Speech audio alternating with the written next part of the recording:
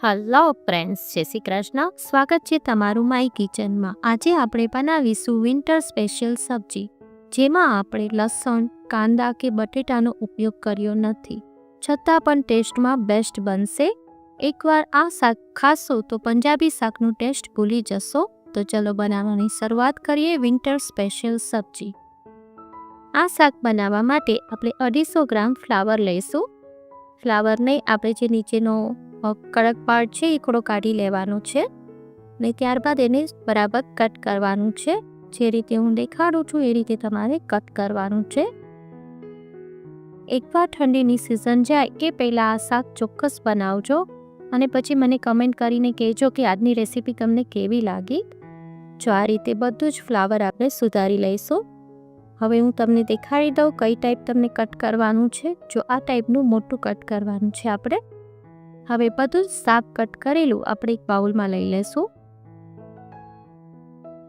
હવે આપણે 2 નંગ ગાજર લેશું. ગાજર આપણે થોડા કોણા જ્યુસ કરવાના છે. જો ગાજરને આપણે આ રીતે છાલ ઉતારી લઈશું. પહેલાં બધી છાલ ઉતરી જાય એટલે એને આપણે આ રીતે મેં દેખાડ્યું છે એ રીતે તમારે કટ કરવાના છે. જો આ રીતે રાઉન્ડ કટ કરવાના છે ને આટલા મીડિયમ સાઇઝના કરવાના છે. હવે એને પણ આપણે ફ્લાવર સાથે રાખી દઈશું. ત્યારબાદ આપણે ગરમ પાણીમાં એને પલાળવા દઈશું.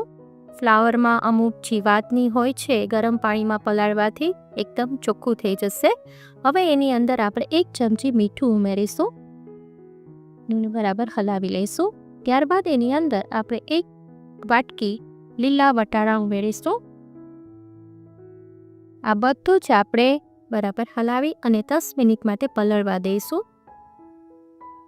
જો 10 મિનિટ થઈ ગઈ છે, શાક સરસ પલળી ગયું છે એકદમ અને બધી જીવાત ને બધું નીકળી જશે આ રીતે ધોશો એટલે. પછી એને 2 વાર ચોખ્ખા પાણીથી પાછું આપણે સાફ કરી લેવાનું છે અને બાસ્કેટમાં નિતારી લેવાનું છે. પાણી બિલકુલ નથી રાખવાનું આમાં. ત્યારબાદ આપણે કઢાઈ રાખીશું. એમાં 2 ચમચા તેલ ઉમેરીશું. તેલ ગરમ થાય એટલે 1/4 ટીસ્પૂન રાઈ ઉમેરીશું. ત્યારબાદ 1/2 ચમચી જીરું ઉમેરીશું. 1/4 ટીસ્પૂન હિંગ ઉમેરીશું. અને જે શાક બધું છે નિતારેલું છે, પાણી બિલકુલ ના જવું જોઈએ, એકદમ નિતારેલું જે શાક છે એ આપણે ઉમેરવાનું છે. હવે એને બરાબર હલાવી લઈશું. ત્યારબાદ તેમાં અડધી ચમચી હળદર પાવડર ઉમેરીશું.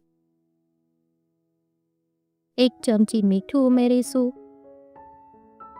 હવે એને બરાબર હલાવી લઈશું. જો સરસ હલાવી લીધું છે, હવે એને 5 મિનિટ માટે આપણે ઢાંકણ બંધ કરીને ફૂલ ફ્લેમ પર જ ચડવા દેશું. આ પૂરી પ્રોસેસ આપણે ફૂલ ફ્લેમ પર જ કરવાની છે. જો આપણું શાક છે એ ચેક કરી લઈએ કે કેવું ચડ્યું છે. જો આપણું શાક 50% જેટલું તો ચડી જ ગયું છે. પછી આપણે એને થોડું ચડવા દેવું પડશે.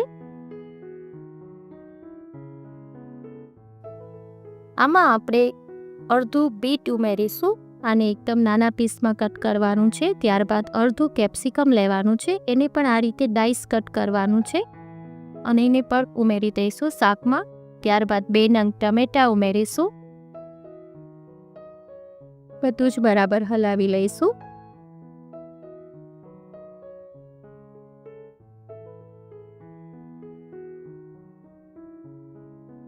હવે એની અંદર આપણે 2 ચમચી મરચું પાવડર ઉમેરીશું.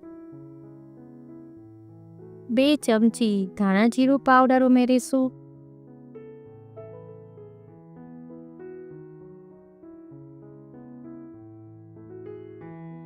1 ચમચી આપણે ખાંડ ઉમેરીશું. આ ઓપ્શનલ છે, પણ ખાંડ નાખવાથી જે ફ્લાવરનો ટિપિકલ અમુક સ્મેલ આવે છે એ નહીં આવે, એટલે આપણે 1 ચમચી ખાંડ ઉમેરી છે.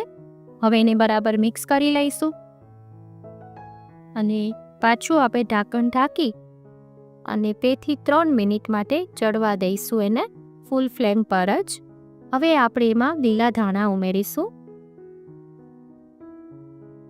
હવે 2 થી 3 મિનિટ આપણે ચડવા દઈશું.